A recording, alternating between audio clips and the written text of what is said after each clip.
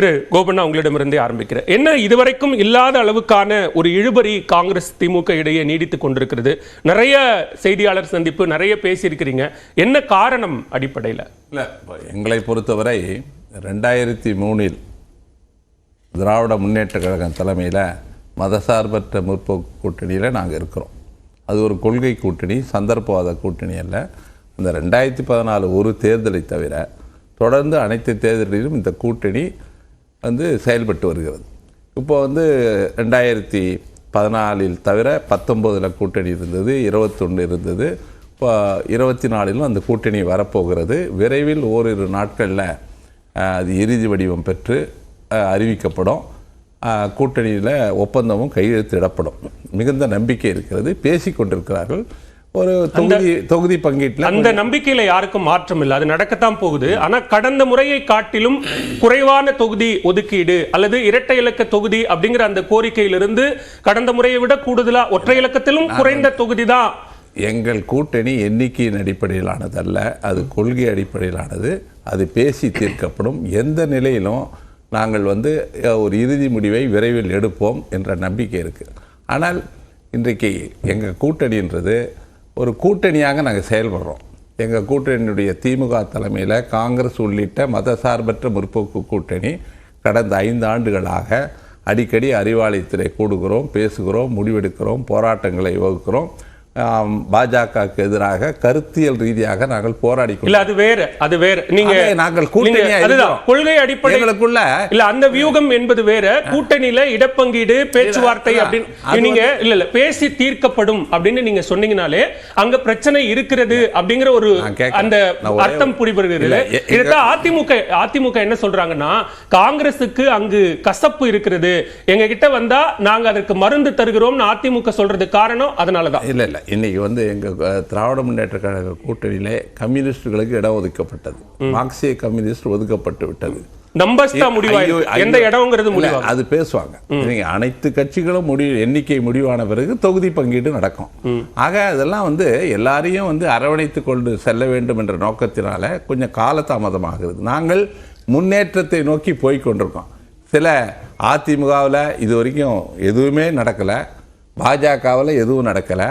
பாஜகவில் இது வரைக்கும் எந்தெந்த கட்சி சேரப்போகுதுன்னு தெரியல. தேமுதிக, பாமக எந்த பக்கம் போகிறதுன்னு இன்னும் ஆழ்ந்த சிந்தனையில் இருக்காங்க. எந்த முடிவும் எடுக்கலை. நாங்கள் எங்கள் கூட்டணிக்குள்ள தொகுதி பங்கீடு பேசிக்கிட்டு இருக்கோம். விரைவில் நல்ல முடிவு எடுப்போம். ஆனால் நாங்கள் வெற்றி கூட்டணி, தொடர்ந்து நாங்கள் வெற்றியை பெற்று வருகிறோம். கடந்த 2019 53% வாக்கு வங்கியை பெற்ற கட்சி நாங்கள். எங்களை எதிர்த்து போட்டியிட்ட அன்றைக்கு தேசிய ஜனநாயக கூட்டணியில் அன்னைக்கு இருந்த பாஜக இன்னைக்கு இல்லை.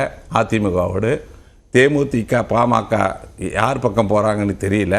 புதிய தமிழகம் எந்த பக்கம் போகுதுன்னு தெரியல. எதிரணி நம்ம இப்போ திமுக அணி பத்தியே பேசுவீங்க. 2003 குறிப்பிட்டதுனால நான் கேட்கிறேன். 2003 அப்போதைய கூட்டணியின் போது பெரிய தலைவர்கள் இங்க கூட்டணி தொடர்பா பேசினாங்க. பிரணாப் முகர்ஜியோ, வீரப்ப மொய்லியோ, கமல்நாத் போன்றவர்களோ இங்க மன்மோகன் சிங் உள்ளிட்டவர்கள் இங்க பேச்சுவார்த்தை நடத்தி கூட்டணியை உறுதி செய்வது அல்லது தொகுதி பங்கீட்டுல ஒரு உடன்பாடு எட்டப்படுவதுங்கிற நிலை இருந்தது. இன்றைக்கும் கூட தமிழ்நாடு காங்கிரஸ் கமிட்டி தலைவர் செல்வ பெருந்தகை சொல்வதுன்னா, தொலைபேசி வாயிலாக பேசிக் கொண்டிருக்கிறார், கார்கே பேசிக்கிட்டு இருக்கிறாரு, அவங்களோட டிமாண்ட வைக்கிறாங்க அப்படிங்கிறாங்க. இது தொலைபேசியில் பேசி முடிக்கக்கூடிய விஷயமா? இது இல்ல. அதாவது எண்ணிக்கையை பொறுத்த வரைக்கும் பேசிட்டு இருக்கார்கள். பேசி அது ஒரு முழு வடிவம் பெற்ற பிறகு டெல்லியிலிருந்து முகுல் வாஸ்னிக் தலைமையிலான குழுவினர் இங்கே வருவார்கள். அறிவாலயத்துக்கு சென்று கூட்டணியில ஒப்பந்தத்தில் கையெழுத்து போடுவார்கள். அதற்கான முயற்சிகள் நடைபெற்று வருகிறது. அது ஒரு இறுதி வடிவம் பெற்ற பிறகுதான் அவங்க வருவாங்க. அது வரைக்கும் பேசிட்டு இருக்காங்க. நிச்சயம் மன்மோகன் சிங் தொடக்கத்திலே வந்தாரு. நீங்க 2014 கூட குறிப்பிட்டதுனால சொல்றேன். தனித்து போட்டியிடுவது எங்களுக்கு புதிதல்ல அப்படிங்கிற ஒரு ஸ்டேட்மெண்ட்டையும் முன்வைக்கிறீங்க. அதே நேரத்தில் அதிமுக பக்கம் இருந்தும் எங்க கிட்ட மருந்து இருக்கு அப்படிங்கிறாங்க. இதெல்லாம் ஏதோ ஒரு குழப்பம் நீடிக்கிறதுங்கிறதான வெளிக்காட்டுது.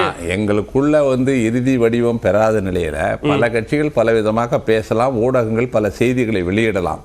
ஆனால் எங்களுக்குள்ள இணக்கமான சூழல் ஏற்படும். என்ன பேசுகிறார்கள், என்ன நிலையில் இருக்கிறது என்பதை முழுமையாக அறிந்த நிலையில் மிகுந்த நம்பிக்கையோடு சொல்கிறேன். எங்கள் கூட்டணி விரைவில் ஒரு நல்ல முடிவெடுத்து ஒப்பந்தம் போடுகிற நிலைக்கு வரும். அந்த நம்பிக்கை எனக்கு இருக்கிறது. அதனால நீங்க வந்து இதுல வந்து ரொம்ப நீங்க கவலைப்பட வேணாம். இல்ல நாங்களே கவலைப்படுறதுக்கு இல்ல கடந்த கால அணுகுமுறையிலிருந்து இந்த அணுகுமுறைகள்ல மாற்றம் ஏற்பட்டு இல்ல எப்பயுமே இப்போ முன்ன நிலைமை வேறு.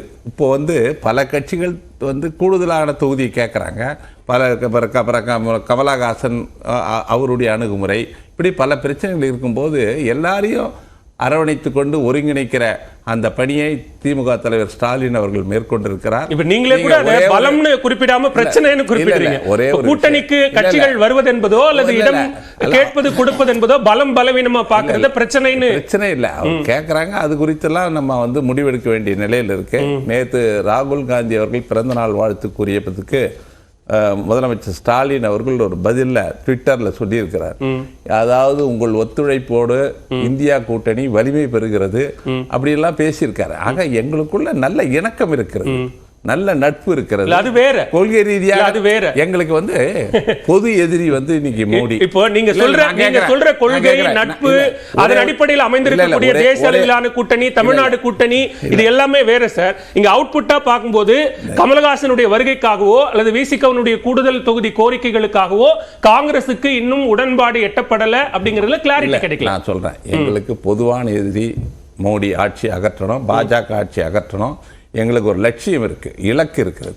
ஆனா இன்னைக்கு அதிமுகவுக்கு என்ன லட்சியம் என்ன தெரியல, தேமுதிகவுக்கு என்ன லட்சியம்னு தெரியல, பாமகவுக்கு என்ன லட்சியம்னு தெரியல. நாங்கள் தெளிவாக இருக்கிறோம். ஏங்க கடந்த 10 ஆண்டுகளாக ஒரு பாதையில் நாங்கள் பயணிக்கிறோம். எங்கள் இலக்கு எங்களுக்கு தெரிகிறது. எங்கள் எதிரி யார் என்று நாங்கள் அடையாளம் காட்டி பிரகடனப்படுத்தி சந்தேகமே அதன் அடிப்படையில் தான் எழுது. கடந்த மக்களவை தேர்தல்களை எல்லாம் காட்டிலும் இந்த மக்களவை தேர்தலை காங்கிரஸ் அணுகக்கூடிய அந்த முறையில மாற்றம் கிடையாது. மதசார்பற்ற முற்போக்கு கூட்டணியின் தலைவராக இருக்கிற மு.க. ஸ்டாலின் அவர்கள் பாஜக ஆட்சி அகற்றுவதுதான் எனது பிறந்த நாள் பரிசு என்று சொல்லி அந்த அறிக்கையை படிங்க. பொது யாரை நாங்கள் காங்கிரஸ் எங்கள் பொது எதிரியாக தேசிய அளவில் போராடி கொண்டிருக்கிறோமோ அவருக்கு எதிராக ஒரு அரசியல் பேராண்மையோடு ஒரு அறிக்கையை வெளியிட்டு அவர் கொள்கை பிரகடனத்தை செய்திருக்கிறார். அப்படிப்பட்ட நிலையில் எங்களுக்குள்ள சில நாட்கள் வேணாலும் கொஞ்சம் முன்ன பின்ன இருக்கலாமே தவிர ஒரு நல்ல முடிவு நாட்டு நலன் கருதி திராவிட முன்னேற்ற கழக தலைமையும் காங்கிரஸ் தலைமையும் நிச்சயம் எடுக்கும். சரி, அந்த நம்பிக்கையோட காத்திருக்கிறீங்க. திருக்கலை, இங்க அதிமுக அணியில இருக்கக்கூடிய நிலைமை என்ன? பாமக அல்லது தேமுதிக வருவதற்கு யார் தடையாக இருக்கிறார்கள்? அவங்களே தான் தடையா இருக்கிறாங்க. அவங்க ரெண்டு பக்கமும் பேசிட்டு இருக்கிறாங்க. அதுதான் யாரோட பேசுறாங்க, எங்க அதிக பலன் கிடைக்கும்னு பாஜகவோடையும் அதிமுகவோடையும் பேசிட்டு இருக்காங்க.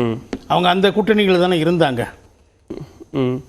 அதிமுக காங்கிரஸோட பேசுற மாதிரி நான் இங்க வந்தீங்கன்னா எங்க கிட்ட மருந்து இருக்கு, கசப்புக்கு மருந்து இருக்கு அப்படின்னு சொல்றது, அந்த அதுக்கான பேச்சுவார்த்தையும் இருக்கா? இல்ல, அது அவங்க இந்த ரெண்டு திமுகவுக்கும் காங்கிரஸுக்கும் இடையில பிரச்சனை இருக்குது, நல்லா தெரியுது. பேச்சுவார்த்தையை ஒரு வாரம் தள்ளி வைக்கிறாங்க. அதுக்கு முன்னாடி கலைஞர் நினைவிட திறப்பு விழாவுக்கு காங்கிரஸ்காரங்க போகல. தங்கபாலு போனாரு, பீட்டர் அல்போன்ஸ் போனாரு. பீட்டர் அல்போன்ஸ் சிறுபான்மை பிரிவு தலைவர்ங்கிற முறையில் போயிருப்பாரு. முடிச்சிட்டோம். நீங்க போனீங்களா? முடிச்சிட்டு போனீங்களா? சரி, உங்களையெல்லாம் பார்க்கல. பெரும்பாலும் போகல, பெரும்பாலான தலைவர்கள் அன்னைக்கு போகலைங்கிறது தான் ரிப்போர்ட்டு.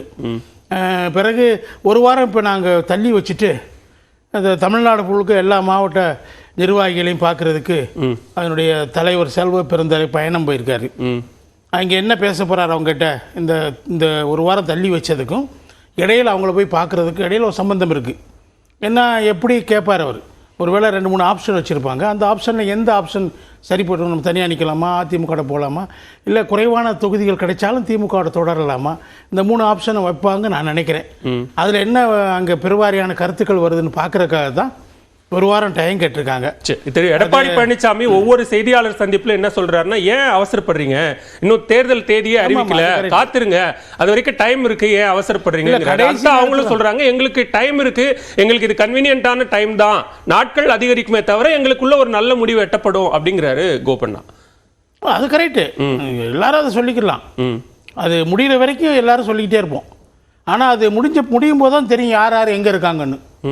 இப்போ விசிகாவுக்கும் திமுக உடன்பாடு ஏற்படவில்லை, இன்னைக்கு இப்போ நான் அந்த கேள்வியை எழுப்பினேன் அப்படின்னா, ஆரம்பித்து முடியாம இருக்கிறதுக்கும் இன்னும் இங்க அதிமுகவில் ஆரம்பிக்காமே இருக்கிறதுக்குமான வித்தியாசம் ஆரம்பிச்சாச்சே, பேசுறாங்க, ரெண்டு தரப்பும் பேசுறாங்கல்ல. பேச்சுவார்த்தை, ரெண்டு தரப்பு பேச்சுவார்த்தை தானே நடக்குது. அது கூட்டணியா இன்னும் முடிவாகல. கூட்டணி இப்ப எங்கேயும் முடிவாகலையே. கூட்டணி முடிவாயிடுச்சு. உங்களுக்கு தொகுதி பங்கீடு தான் சார். தொகுதி கூட்டணி தொகுதி பங்கீடோட ஒட்டி தாங்க கூட்டணி வரும். எவ்வளவு தொகுதியை நீங்க அவங்க கேட்கறாங்க, நம்ம இவங்க கொடுக்குறாங்கிற பொறுத்தானே கூட்டணி ஏற்கனவே இருந்த அது ஒரு எக்ஸிஸ்டிங் கூட்டணி தான் சார். அந்த கூட்டணியில முதல் கட்ட இரண்டாம் கட்ட பேச்சுவார்த்தையெல்லாம் நடத்தி மூன்றாவது கட்டமா அவங்க வந்து ஃபைனலைஸ் பண்ணி ஒப்பந்தம் போடுறதுக்கு தான் வெயிட் பண்ணிட்டு இருக்காங்க. இதுவும் எக்ஸிஸ்டிங் கூட்டணி தாங்க. யார் யார் இருக்காங்க அந்த எக்ஸிஸ்டிங் கூட்டணியில? யார் யார்? ஜனநாயக கூட்டணி என்பது தமிழகத்தை பொறுத்தவரையில அதிமுக தலைமையில் இருந்த கூட்டணி தான், இருந்த கூட்டணி தான். அதுல பாஜகவை அதிமுக விலக்கிடுச்சு. அதிமுக தலைமையில மெகா கூட்டணி அமையும் அப்படின்னு சொன்ன அந்த மெகா கூட்டணியில யார் யார் இருக்காங்க? யார் இருக்கா பின்னாடி பேசிட்டு இருக்காங்க. அப்பதான் தெரியும் அது எவ்வளவு பெரிய மெகா கூட்டணியா உருவாகுமா இல்லையா என்பது. அவங்க அதை எய்ம் பண்றாங்க, மெகா கூட்டணியாக உருவாக்குவதற்கு முயற்சிகள் நடக்குது. சரி, யார் யார் திமுக இருந்து வெளியே வருவாங்க, யார் யார் தேசிய ஜனநாயக கூட்டணியில் இருந்தவங்க யார் யாரு இந்த பக்கம் வருவாங்க, அந்த பக்கம் யார் யார் போவாங்க, அதெல்லாம் தீர்மானிக்கப்படல. நீங்க சொன்னதன் அடிப்படையிலே பாமகவும் தேமுதிகவும் பேச்சுவார்த்தை நடத்துதுன்னா அவங்களுடைய கோரிக்கைகளை ஏற்க முடியாத அல்லது அவர்கள் கேட்பதை செய்ய முடியாத இடத்துல அதிமுக இருக்கா? எப்படி புரிஞ்சுக்கணும்? அந்த இடத்துல பாஜக அப்படித்தான் இருக்குன்னு நினைக்கிறேன். இல்ல அதிமுக எப்படி இருக்கு? பாஜக இருக்கட்டும், அதிமுக எப்படி இருக்கு? அவங்க என்னென்ன கோரிக்கை, ஒரு 10 தொகுதி பாமக கேட்டதா சொல்லி தகவல் வருது. இல்ல அதுதான் கேட்கிறேன். இல்ல பத்திரிகையில வர்ற தகவல் தான். அங்க ஆக்சுவலா என்ன நடந்தது நமக்கு தெரியல. தேமுதிக வந்து 7 தொகுதியில கேட்டதா சொல்றாங்க. +1 எப்பயுமே கேட்பாங்க ஒரு லோக்சபா. சரி, அது கேட்ட மாதிரி தெரியல. ராஜ்யசபா, ஆமா ராஜ்யசபா, சாரி ராஜ்யசபா சீட்டு கேட்ட மாதிரி தெரியல. ஏன்னா அதிமுக அறிவிச்சிட்டாங்க எங்களுக்கு வரக்கூடியதே ஒரு சீட்டு தான் வரும், 2வது சீட்டுக்கு இடமில்லை. அதனால் நாங்கள் ராஜ்யசபா தொகுதியை யாருக்கும் தர்றதுக்கு வாய்ப்பு இல்லை கூட்டணி கட்சிகளுக்கு அறிவிச்சிருக்கிறாங்க. சரி, அந்த அடிப்படையில் அவங்க இதுவரைக்கும் அதிகாரப்பூர்வமா எந்த அனௌன்ஸ்மெண்ட்டும் வரல. நீங்க வந்துருச்சு எதுவுமே அதிகாரப்பூர்வம் கிடையாது. எல்லாம் கசிய விடப்பட்ட செய்திகள் வச்சு தான் நம்ம பேசிட்டு இருக்கிறோம். இந்த 7, 10ங்கிறது கூட கசிய விடப்பட்ட செய்திகள் தான். அதிமுக தலைமையிலிருந்தோ தேமுதிக தலைமையிலிருந்தோ பாமக தலைமையிலிருந்து இதெல்லாம் வரல. நீங்க கேட்டகரிக்கெல்லாம் சொன்னீங்களே, அவங்களுக்குள்ள அப்படி ஒரு பேச்சுவார்த்தை நடக்குது, இந்த நம்பர் அந்த நம்பர் அப்படின்னு நீங்க சொல்றீங்களே. ஆமா, அந்த நம்பர் வந்தது தான். நான் பத்திரிகையில் வந்து வச்சு நான் சொல்றேன். நான் ஏற்கனவே சொல்லிட்டேன் உங்களுக்கு. நேரடியாக அவங்களோட தொடர்பு இல்லை, என்ன பேசுனாங்க எது பேசுனாங்க தெரியாது. ஆனாலும் பத்திரிகையில் வர செய்தியை வச்சு தான் நம்ம பேசிட்டு இருக்கிறோம். அதுல வந்து அவர் வந்து அமைச்சர் பதவி கேட்டதாகவும் பாஜக அது பாமகவுக்கு கொடுக்கறதுக்கு வாய்ப்பு இல்லைன்னு அவங்க சொன்னதாகவும், எல்லா சீட்டுக்கு சான்ஸே இல்லை. தமிழ்நாட்டில் எங்களுக்கு 4 MP MLAs தான் இருக்கிறாங்க. சரி, நான் மற்ற மாநிலங்களில் பிற மாநிலங்களில் நாங்கள் அதுவே இப்போ நீங்க மறுபடியும் சாரி ராஜ்யசபா அவங்க ராஜ்யசபாவில் திரும்பவும் நாங்கள் பல மாநிலங்களில் நாங்கள் எங்கள் தலைவர்களுக்கு வாங்கினவங்களெல்லாம் இப்போ கண்டெஸ்ட் பண்ண சொல்கிறோம். நாங்கள் அவங்கள சரி ராஜ்யசபா சீட்டுக்காக நிற்காம எல்லாரையுமே எல்முருகன் உட்பட எல்லாரையுமே தேர்தல் லோக்சபா எலெக்ஷன் நிக்க சொல்றாங்க. எல்முருகனுக்கு மத்திய பிரதேசத்துல இருந்து மாநிலங்களவை கொடுக்குறாங்க. எல்லாரும் மாநிலங்களுக்கு தேர்வாயிட்டாரா? மாநிலங்களவை உறுப்பினர் மத்திய பிரதேசத்துல இருந்து. அது கரெக்ட். அவர் பீரியட் முடியுது இல்ல, இரண்டாவது முறையா மத்திய பிரதேசத்துல இருந்து தேர்வாங்க. ஆனா அவங்க என்ன அறிவிச்சிருந்தாங்கன்னா ஜெய்சங்கர், நிர்மலா சீதாராமன், எல்முருகன் எல்லாருமே வந்து நாடாளுமன்ற தேர்தலில் போட்டியிடுவாங்க. எல்முருகன் இல்லை சரி அப்படி சொன்னாங்க. அஸ்வினி வைஷ்ணவ் எல்லாரும் சொன்னாங்க. ராஜ்யசபா மூலமா இனிமே அமைச்சராவது என்பது நாங்க அதை விரும்பலன்னு சொன்னாங்க. சரி, அறிவிப்பு வந்துச்சு அந்த கட்சியில். சரி, இது லேட்டஸ்ட் நியூஸ் எனக்கு தெரியல. ஆனா அவங்க எந்த அளவுக்கு அந்த மாதிரி வரும்போது அவங்க இவங்களுக்கு அங்க மற்ற பிற மாநிலங்கள்ல போய் இவங்களுக்கு ராஜ்யசபா சீட்டு கொடுப்பாங்களாங்கிறது எனக்கு டவுட்டா இருக்கு. அதிமுகவுடைய நிலையை பொறுத்த வரைக்கும் இன்னும் ஸ்டில் அந்த பேச்சுவார்த்தைகள் போயிட்டு இருக்கு. அதுல ஒரு சுமூக உடன்பாடு எட்டப்படும். அதன் அடிப்படையில் மெகா கூட்டணி அமையும். திமுக இருந்து விடுபடுற கட்சிகள் அதிமுக போறதுக்கு வாய்ப்பு இருக்குது. ஏன்னா பாஜக இல்லாதனால நண்பர் என்ன சொன்னாரு, காங்கிரஸ் நண்பர் கோபனா என்ன சொன்னாரு, அந்த எங்களுக்கு எதிரி பாஜக, எங்களுக்கு எதிரி வேற யாரும் கிடையாது. இப்போ அதிமுக சேர்ந்தா கூட பாஜக எதிர்க்கலாம். அதனால அதிமுக சேர்றதுல அவங்களுக்கு எந்த ஹடிலும் இல்லை. பாஜக மோடி ஏத்து ஒரு வார்த்தை கூட சொல்லல. ஆமா, அடுத்த சுற்றுல பேசலாம். அதிமுக மோடி ஏத்து இல்ல, பொதுவா எல்லாரும்